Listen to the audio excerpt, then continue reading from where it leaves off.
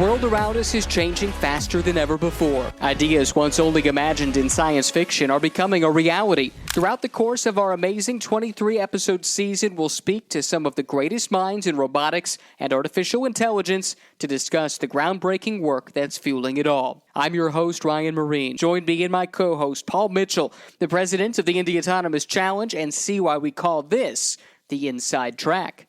Today we're speaking with a pioneer in autonomous vehicles, Sebastian Thrun. He's the CEO of Kitty Hawk and the founder of Google's self-driving car team, as well as an educator and co-founder of Udacity. Sebastian guides us through the future of personal flying machines, the ethics of AI, and how the work of the Indy Autonomous Challenge will make the roads safer for everyone. Sebastian, it is a thrill to talk to you, to have you here on this show. I know from talking to Paul over the last few years, your vote of confidence in the Indy Autonomous Challenge had a lot to do with getting it off the ground. And for you, this AI in mobility, this has been a big part of your life for the past several decades. So for you to see how that has evolved, what pride do you take in playing a pretty major part in getting it to the place where it is today? Look, it takes many, many people to invent a new technology like this. And I happened to be around when DARPA launched its very first challenge in 2005, where we had to build cars driving in the desert. I happened to be around when Google decided to get into the game and build Waymo, which I founded. And I'm super excited about the Indy 500 challenge. I think that's a great thing for humanity, and it's a wonderful thing to do. Let's go back to the early days and to DARPA, which in many ways is the genesis of what the Indy Autonomous Challenge is about. What drew you, first of all, to that competition? Look, there was a long time ago, 2005, the US government had reserved, I think, $2 million as prize money for someone who could build a car that could drive itself 140 miles to a desert trail. And I got drawn in not because I cared about desert driving, but I cared about human life. Earlier in my life, when I was 18, I lost my best friend to a traffic accident, and I felt reminded that by and large, humans are not the safest drivers on earth. And I was intrigued, thinking I could make a machine that could drive safer than people could drive. You know, Sebastian, when you and I were talking in 2017 and 2018 about the concept of high-speed autonomous racing, I remember you talked about kind of the first frontier of automation and self-driving at lower speeds, trying to navigate the urban-suburban environment. And that the next frontier was, you know, moving to high speeds, extreme speeds, 100 miles an hour, you know, plus, and testing whether or not the hardware, the software stacks could handle those environments. So we've been doing that now with competitions throughout the U.S. and we're going to be running in Monza in Europe here in June.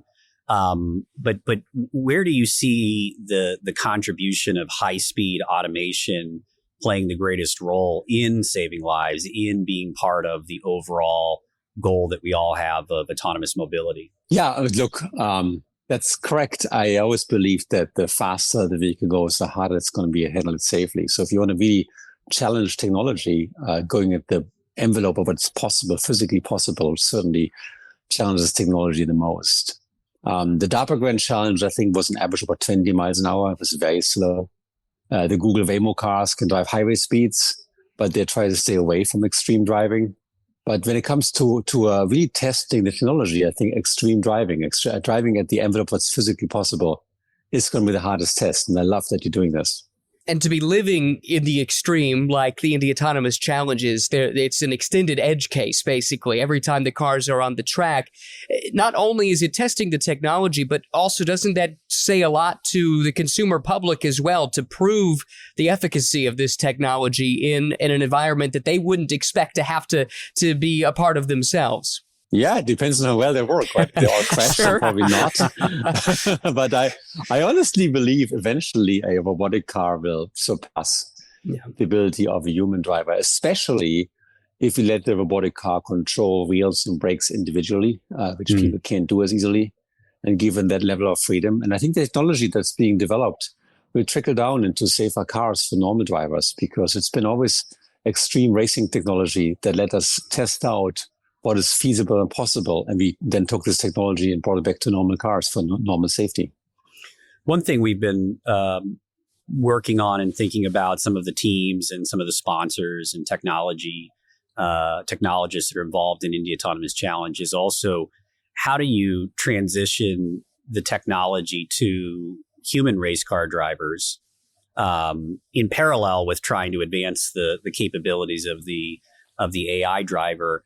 And we often think of it in the context of advanced fighter pilots, right? Like if a human race car driver has the ability to have 360-degree perception, either through their visor or even their race control team can kind of provide indications to them if vehicles can take over in the event that unfortunately the driver misses a red flag warning or is out of control, that some of these technologies could allow human pilots of race cars to be closer to what we see in, let's say the advanced fighter pilots that are in an F-22. Yeah, look, I would say that even today we have technology in cars that make us massively safer that goes way beyond human capabilities. The most notable is ABS, the ability to see if a tire is slipping and then release it very quickly to make sure it doesn't constantly slip. Is a technology that saved uncounted numbers of lives. It's the racing field that develops these technologies first. And I believe that a computer system in principle doesn't just have a 360 view that people don't really have, but it also can look at details of the vehicle that people can pay attention to. Like, for example, is a tire slipping right now? And really help making the driving system much, much safer. And that's nothing new. That's been around for decades now, and I benefit from it. Everybody benefits from it.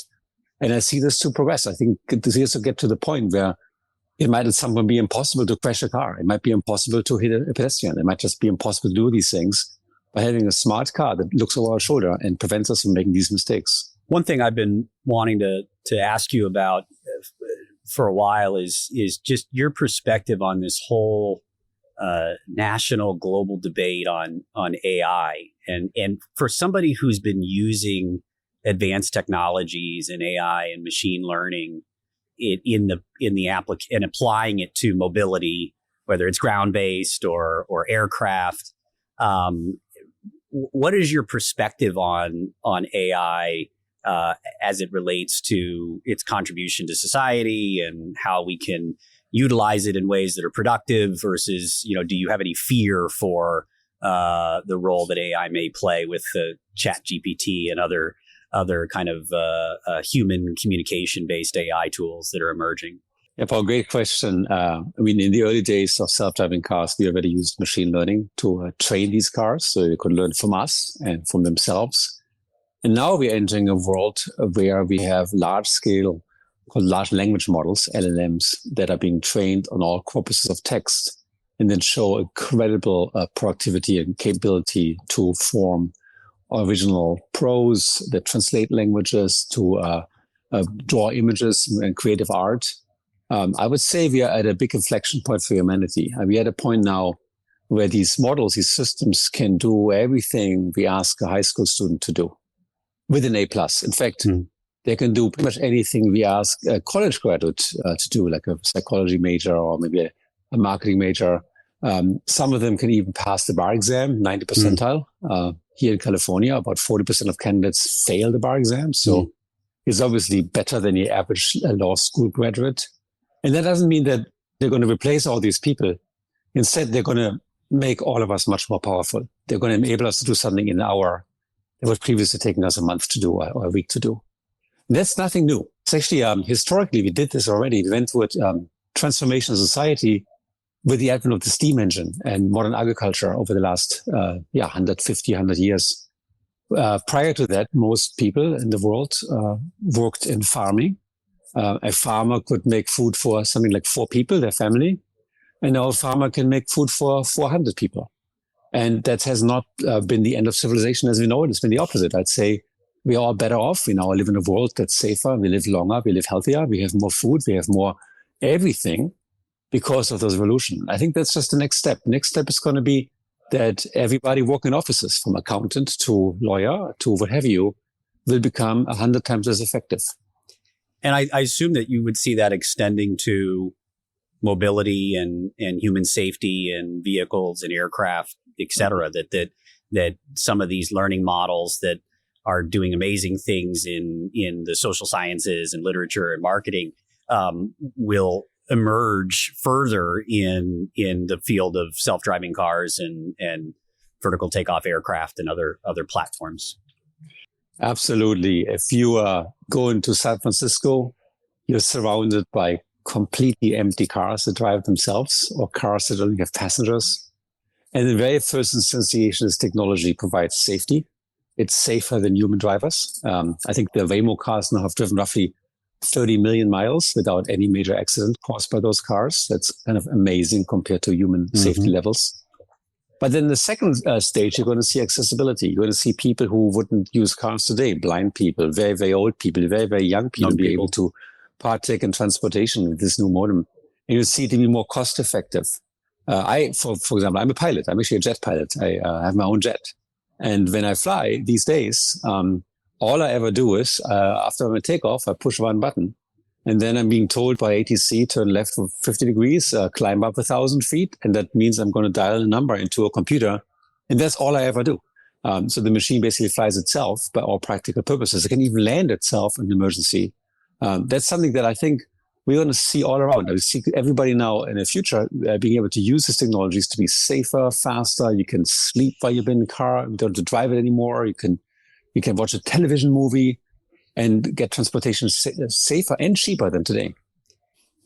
Back to Paul's comment about the conversation surrounding AI right now. One of the big angles, I suppose, in that conversation is the ethical question. And you bring up the point where the advent of the steam engine or modern agriculture changed society. And certainly if you look through a broad lens, it changed it in an objectively good way. But that transition wasn't always an easy one. And there were inflection points along the way in which the human condition, in some instances, did suffer from this process of modernization. So what lessons can we learn from industrialization, for example, and that process that took several hundred years to apply these new technologies in a way that is more uniformly good for humanity at large? I think it's a great question, Ryan, that you're asking here. And it's a question we should all be talking about, in part because this revolution is so much faster than the past revolutions we've seen. What used to take 50 years will now take 5 years, to be quite frank. And it's important that no one is left behind. It's important that we as a society use these technologies responsibly for the betterment of everybody, not just a few. It's a very broad dialogue that's underway right now. I don't think technology can be stopped. I think what we can do is really think about what are the implications. Overall, these technologies will produce more wealth, more things, more goods, more abundance. How can we make sure that the abundance that's being produced is fairly distributed among all of us? In your opinion, who bears responsibility for ensuring that that is the outcome? Is it up to individual agents? Is it up to the corporate world? Or does there need to be some kind of oversight from a government structure, or locally or internationally? I think it's everybody's responsibility. It's us, the people that are affected, us, the technologists, us, the consumers, us, the voters who vote representatives for us into office. It's us, the office holders that have been elected to do this. And we got to be wicked smart about it. It's really easy to say, let's just outlaw it. That just happened in Italy. Italy said ChatGPT is outlawed. If you go back in history, you find that the Turkish Empire and the Middle East illegalized the printing press. And that didn't turn out well for them because that precluded the dissemination of innovation and new information. So we have to have a broad dialogue, but we should not put our head in the sand and say we don't want it. We should instead say, what's the most productive, best use that is fair to everybody and helps us as a human race to become better? I want to go back to your work in the arc of your corporate and technology endeavors. You played this critical role in the early advent of the autonomous vehicle and working with the team at Google to get Waymo going. And then you've transitioned into the flying car or the vertical takeoff aircraft space. And I'm just curious, as we think about, and I don't know if you can see behind us, but we've got these 180, 190 mile per hour. And I don't know if you've been tracking the progress, but we now are passing each other at 180 miles an hour on ovals and transitioning to road courses. Kind of, how do you see the challenges of transitioning from the passenger car environment to aircraft that are traveling at higher speeds? What drew you to that? It sounds like you're a pilot, so maybe it's just your own personal passion. But and then what is your thought about how soon are we going to see that technology, in some cases, augment, probably not replace, but certainly augment our focus on ground-based mobility that is still, we're so dependent on for, let's say, short or mid-distance trips? I mean, historically, the ground made sense for transportation because gravity just pulls us all down and it's really hard to stay up in the air. But I'd say for quite a while now, it's been clear that we can get the same efficiency, fuel efficiency, cost efficiency in the air that we can get on the ground. And what do you gain by going to the air? Number one, pretty much all obstacles are gone. Like all the stuff that you avoid on the ground, like trees and houses and curbs and whatever. Potholes. They're all gone. Maybe with the exception of a few birds. There's no cats and dogs in the sky. Then you get to go in a much, much bigger volume. So instead of having paved roads, the roads in the sky, they just don't require any pavement. There's no infrastructure necessary except for the place where you take off and land. And with VTOL, vertical takeoff and landing, helicopter-like, you can land and take off pretty much anywhere. If there's no overhead lines, you just go and do this in your front yard, in your driveway. And then once you're in the air, you go on a straight line. You go much faster, much more efficiently. We've shown at Kitty Hawk that the fuel consumption for a one passenger eVTOL vehicle is roughly a third of that of a Tesla electric car per mile. And that even at twice the speed, which probably quadruples the drag of the vehicle. So it's actually more fuel efficient to be in the air than on the ground. So from a safety perspective, from an efficiency perspective, from a cost perspective, from a green perspective, air-based transportation will completely thwart ground transportation going forward. One of our theses in this is that I agree with everything you just said. The importance of the edge case in air traffic is that much more important because of the velocity in which an accident happens, the way in which an accident happens. Now, I think a lot of that can be managed with things like the carbon fiber monocoques that are in race cars, and we know so much about how to protect the passenger, the critical cargo. But one of the luxuries you have with passenger cars going 20, 30 miles an hour is they can crash and you just sort of put them back together and, hopefully nobody gets hurt in it. So in your mind, how do you test those edge cases? Like, because these are expensive aircraft, and how do you convince yourself and convince the consumer that getting into this type of transportation option is going to keep them safe? Look, we already have air transportation that's insanely safe today. If you took the accident rates for commercial traffic in the 1980s and applied it to the volumes we see in the skies today, we'd have a major jet crash every 3 to 4 weeks. Oh, wow. I can't remember the last commercial crash in the United States of a large aircraft.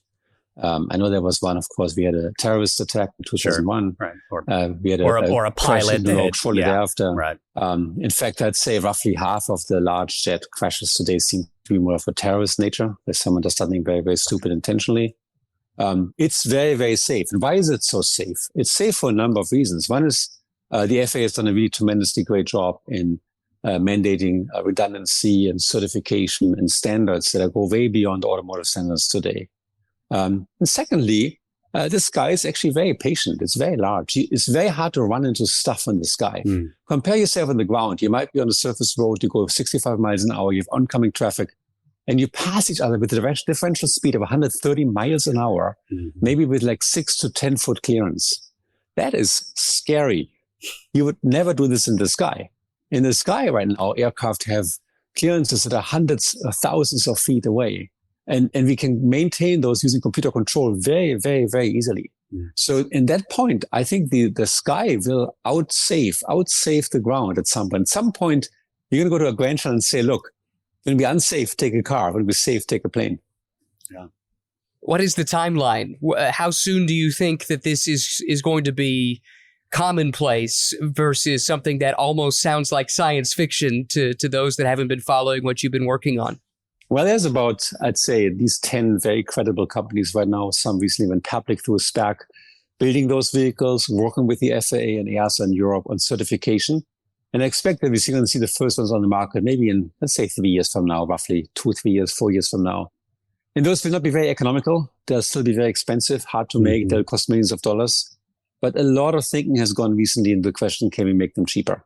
Can we make them as cheap as a car? A car, a low-end car, like your cheapest car you can find is about $5 a pound, okay? Right. A race car is probably $50 a pound, so give or take, depending on where you are in the spectrum. A plane today is $500 a pound. We have to get to the point where these airplanes cost $5 a pound. And what would this mean? It would mean that for $10,000 for the price of a jet ski, you could buy yourself an aircraft that can fly 100 miles and get you wherever you want to go within your city. You talked earlier about how motorsports has produced innovation for the auto industry. Certainly your experience with the DARPA Grand Challenge is that competition breeds innovation. That's certainly a big part of the mantra for the Indy Autonomous Challenge too. Is there some similar type of competition that you could envision for autonomy in the air, like you're talking about, that can drive this forward? I mean, the obvious one that comes to mind is the Red Bull races, which are like Daredevil races. Yeah. And they're kind of interesting because they really challenge technology and pilots alike. Obviously, doing an air-based race has this additional feeling. If you make a really grave mistake, you might actually go up in flames, even more so than you'd be in a ground race like the Indy 500. And those tend to push safety. They tend to help us understand in extreme situations what are the right technologies and rules of the road to help us keep safe. Will I want to build a air race like the Red Bull race? Probably only without people inside. I wouldn't want to put my children into a vehicle like this and feel good about it. But in due time, I'm pretty sure that we can build safe systems that will give every single person a chance to fly from A to B. Another passion that you've had is education with Udacity and in your efforts to attract just more people and make it easier for them to engage, particularly in science and technology and engineering. Obviously, one of the focuses of Indy Autonomous Challenge, and we've been speaking with some of the students that are involved in the challenge, is motivating young people and motivating students to drop everything and focus on these technical challenges in a way that they kind of get the bug, and they now want to do this for the rest of their career, and they can see the value in what they're doing in a way that maybe you can't get in a lab environment or just watching a professor online.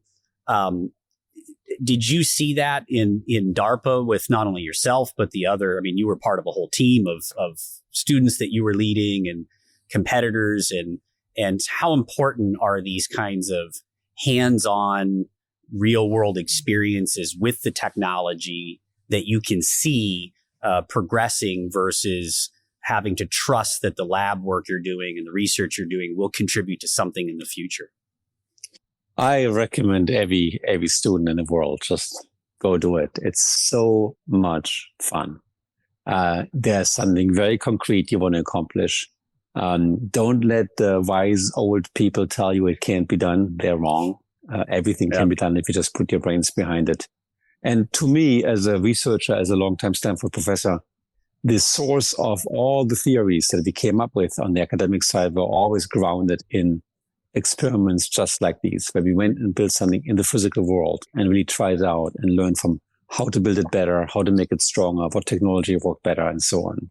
So highly recommended. It's something where if you get engulfed, you should find yourself not sleeping. You should find yourself every waking moment thinking about it, including weekends. I know it's not very social for most people, but it's been a ton of fun. And if you finally build something that drives itself at 150 miles an hour, you can look at it and say, I made that. We did get the question from students when we told them that we had this garage space at Monza. They wanted to know what the hours are. And of course, they always want very early hours to very late hours, but we had to make it very clear they could not sleep in the garage. They had to leave for at least 2 or 3 hours. But I think maybe I'm some pretty of them, sure they're going to sleep in the garage. Yeah, I think some of them are sleeping in their cars just outside the park, and then they come back in the morning. I remember the very first robot competition. I had a small robot, an office robot, and it was standing in front of me and had worked like 3 days without sleeping. And it was starting the competition, running around, and I looked up, it was gone. It entirely disappeared. It had like evaporated. And I was completely confused. And then my teammates told me, Sebastian, you just took a nap on your keyboard. You won the competition and you just woke up.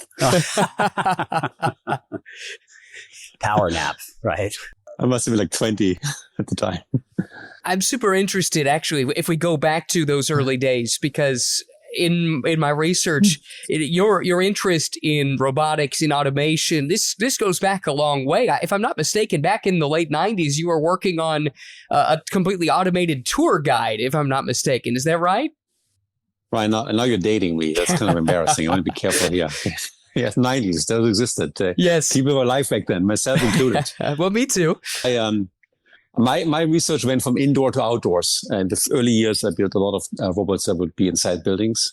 One of the early highlights was a robot we brought to the Smithsonian Museum, right. One of the museums in Washington, D.C., where we had a tour guide operational as a robot that would greet kids and people and say, hey, can I give you a tour?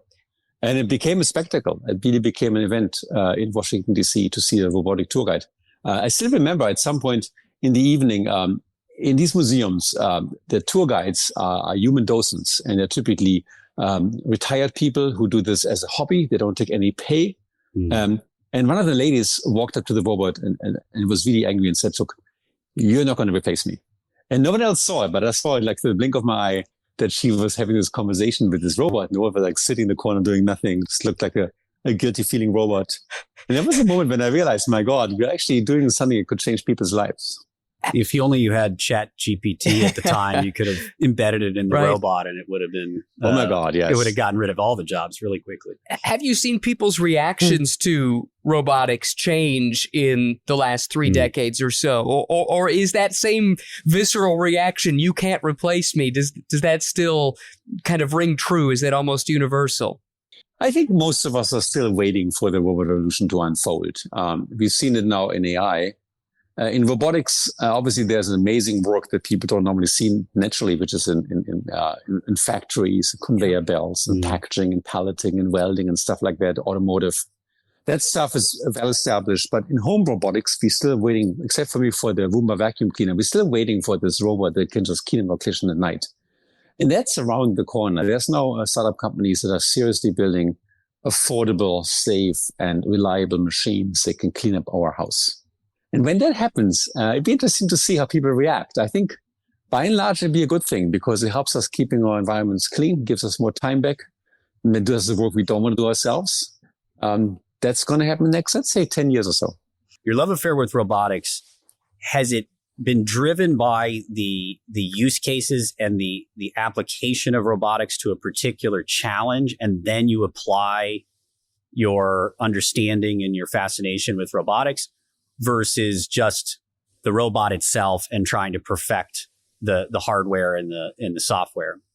Yeah, so I always loved the idea of understanding human intelligence. And I always felt from my earliest days as an undergrad, robots are the perfect way to study intelligence because they're embedded. They have ability to manipulate the world, to perceive the physical world. And they're the closest thing we can build to ourselves, short of like, I don't know, having kids or something, but we can really understand every little bit of information that's flowing through the robot's brains. From that, I've always been asking myself, like, what's the right way to build these robots to make the world a better place for everybody? How can I build a robot that will impress my grandmother who doesn't understand technology and still has human needs like normal human beings? And self-driving cars emerged quickly as the winning answer because cars is something we all use every day. In this world, we lose over 1 million people a year in traffic accidents. It's a massive number. We often don't even pay attention to that. There's like a million plus funerals, million plus lives lost. It's like a big city wiped out every year. So for me, that was kind of the opportunity to say, this is something where we can bring together this genuine curiosity on AI into something that's practical and good for people. Last thing from me, we seem to be on the precipice of a new age of AI, of robotics, of automation, and so many avenues appear to be open for exploration. Are there any, though, that you have some reticence about exploring, or is it open season? I think given the recent advances in AI, I'm very excited to ask the question, how can we leverage AI to make people more effective and people more efficient and give people more capabilities? In doing so, there are potential abuses, the biggest being, of course, cyber kind of threats to good people against good people from bad actors, bad countries like North Korea. That's something, or Russia, that I worry about. And that's something we should all worry about. And then what we talked about earlier, how can we make sure when this technology is being used that everybody can benefit, not just a small number of individuals. But pending all this, I think if you look at humanity is 300,000 years old, right? We are 300,000 years old. This is a long time. And almost everything that has advanced us, the things we're proud of, from like a cell phone to your car, to your airplane, to what have you, has been invented in the last 150 years. Even like electricity as a phenomenon, your light switch, like very mundane things, your water toilet are not older than 200, 300 years. So that's something I think that's been an inflection point for humanity to see this technology advance us so rapidly. And I would say we are all better off as a result. We're all better off with a microwave at home and a roof over top and heat and all these wonderful things that we all enjoy compared to where we were like 300, 400, 500 years ago. So for me, AI is just another step, another progression in that will just give us the ability to be more creative, more engaged, build more things, try more things, and advance society even further. To me, it's a very, very positive development. Fascinating conversation. So much more I'm sure we could go into, but we have to be conscious of your time. Sebastian, thank you so much for joining us and sharing so many of your thoughts. Thanks for joining us this week on The Inside Track. That was Sebastian Thrun sharing his insight into the future of AI and the new roads we're likely to see in the future. Next week, we'll be sitting down with David Watkins, Senior Vice President of the Indiana Economic Development Corporation, to discuss how state-funded races can truly put Indiana on the technological map. And thanks to the Indiana Economic Development Corporation for sponsoring this show.